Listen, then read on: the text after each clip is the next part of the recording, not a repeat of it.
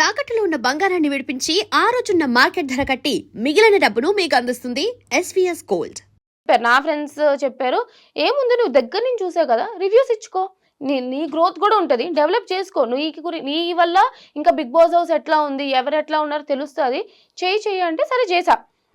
ఇప్పుడు తనుజ అక్క విషయంకి వస్తే, ముద్దు బిడ్డ అన్నాను అని అంటే తనుజ అక్క తప్పు అని నేను ఎప్పుడు అనలే, తనుజ అక్క తప్పు ఇట్లా అని. బట్ ఏంటంటే ఒక కాంపిటీటర్ గా నాకెక్కడో జెలస్ అనిపించింది అని అనుకుందాం.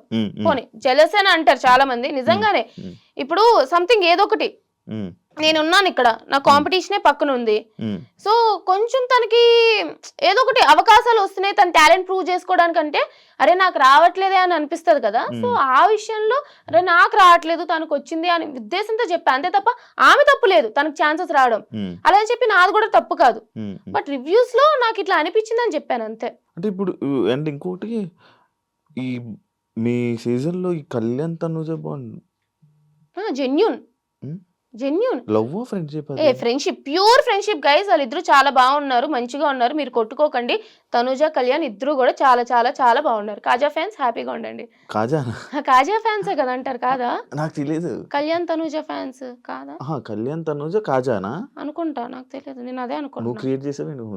ఏ కాదు, ఫ్యాన్స్ పేరే ఫ్యాన్ పేజ్ అని విన్నాను నేను, తెలియదు. Okay okay okay. I guess so. ఎలా ఉంది నీకు ఈ ఫ్యాన్ వార్స్ ఇవన్నీ బయట? చూసాను కదా నేను, బిగ్ బాస్ 8, బిగ్ బాస్ 7 మీ మీద జరుగుతున్నప్పుడు చేసుకొని నేను వదిలేస్తాను. నేను కమెంట్స్ గురించి ఎక్కువ పట్టించుకోను అబ్బా.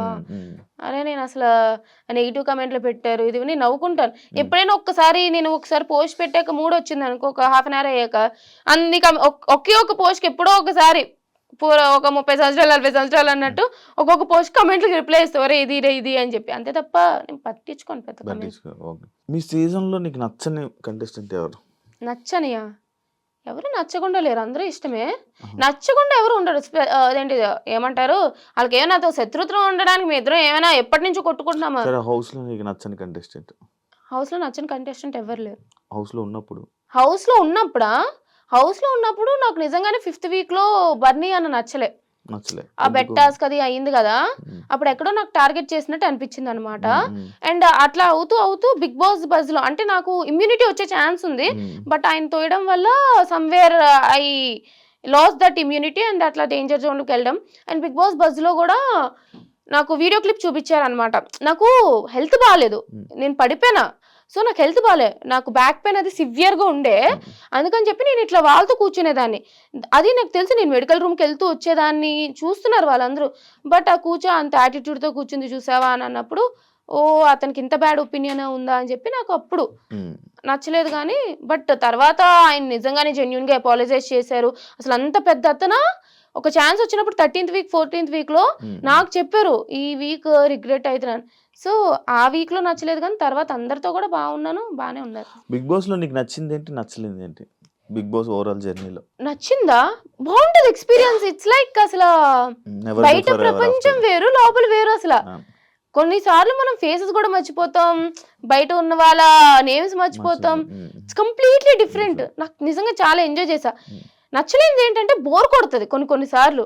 ఇప్పుడు టాస్క్లు చేసేటప్పుడు ఆ బ్లైండ్స్ కి వచ్చేసి పడుకోకూడదు, బయట వాళ్ళ గురించి మాట్లాడకూడదు, పోనీ ఇంట్రెస్టింగ్ ఏదైనా కొంచెం మాట్లాడదామంటే అన్ని కూడా మాట్లాడకూడదు, పోనీ ఏమైనా కొంచెం స్పైసీగా మాట్లాడదామంటే కెమెరాలు ఉంటాయి, ఏం మాట్లాడతాం. హౌస్ లో వాళ్ళ గురించి మాట్లాడితే మళ్ళీ అది ఒక పెద్ద కాంట్రవర్సీ టాపిక్ అవుతుంది. సో బోర్ కొట్టేది, నిద్రపోకూడదు.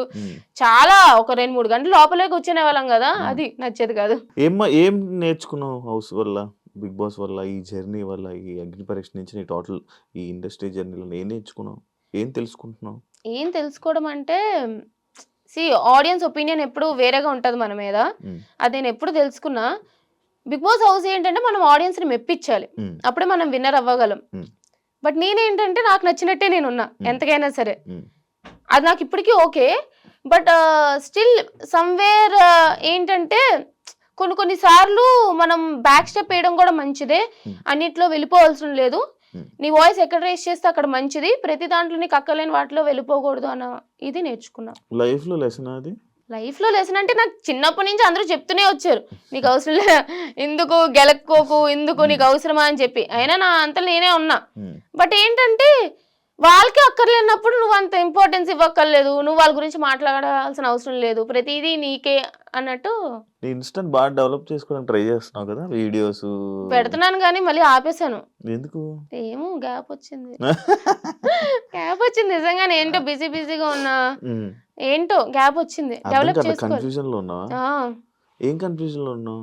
ఏం చేయాలో అర్థం కావట్లేదు. First dilemma, like it's like okay బాగుంది, ఇండస్ట్రీ బాగుంది, బట్ ఇండస్ట్రీలో ఫ్యూచర్ ఉంటుందో లేదో మనకు తెలియదు.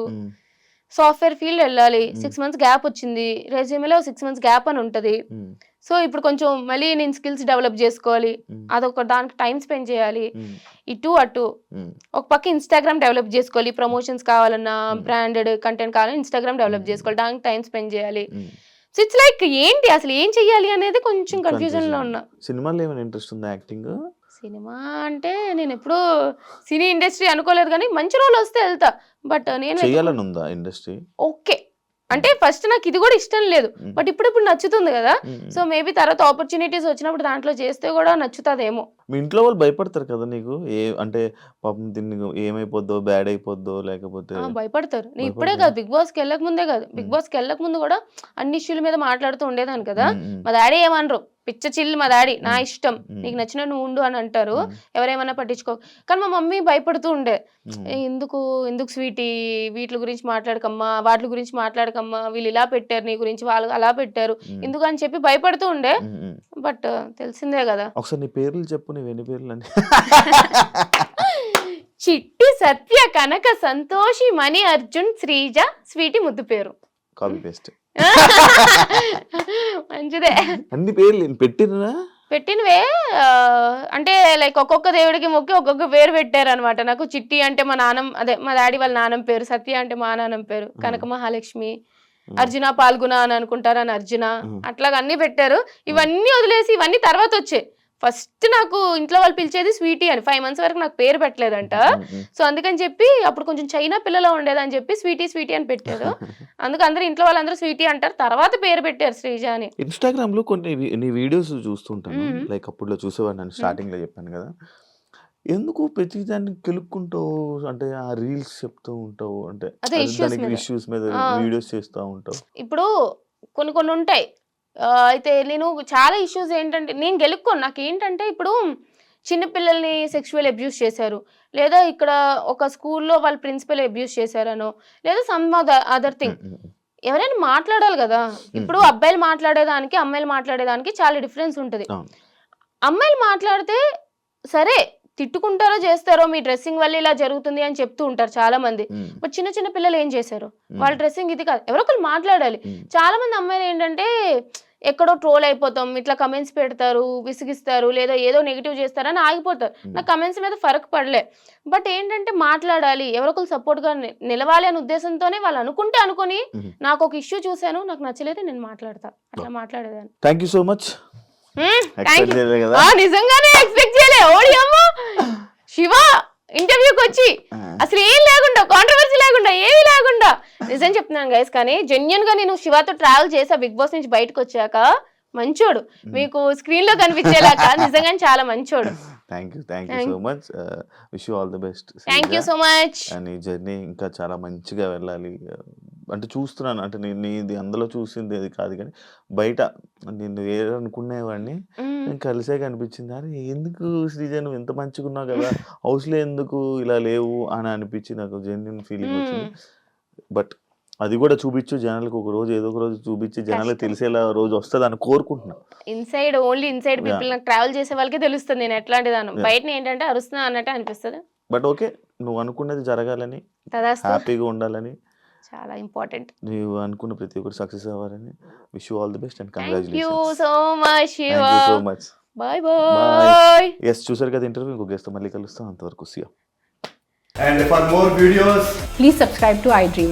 Please subscribe to iDream. Please subscribe iDream. And please subscribe to iDream. For more videos, subscribe to iDream. please like, share and subscribe to the channel. Congratulations, iDream. Subscribe to iDream. Subscribe to iDream.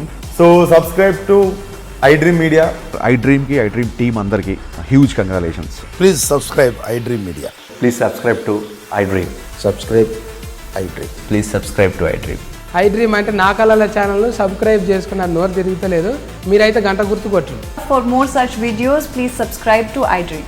Subscribe to iDream. Please subscribe to iDream. Please subscribe iDream Media. Please do subscribe to iDream. Please subscribe to iDream Media. For best entertainment and information, please subscribe iDream. And don't forget to subscribe to iDream.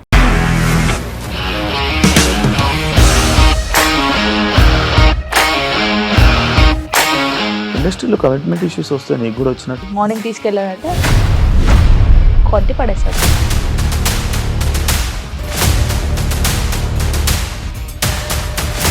ఒక్కళ్ళు కూడా చూడలేదు ఈ cinema అని చెప్పడానికి కూడా చాలా ధైర్యం కావాలి. అది నిజం కదా, దాంట్లో ధైర్యం ఏంటి? ఇది నెక్స్ట్ డే ప్లేట్ మార్చేస్తే తప్పు కదా? As of now, we are comfortable this అని నేను అనుకుంటున్నాను. రష్మిక గారిది మీది ఒకే ఊరు అంట కదా?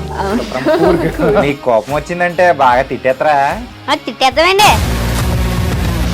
నిజంగా గేమ్ ని ఎలా చేంజ్ చేయగలిగారు? ఏపీఎస్ఎఫ్సి వాళ్ళకి 6 నెలల్లో నేను 6 లక్షలు కట్టా. బిజినెస్ చేయాలనుకుంటే it is as difficult as riding a tiger.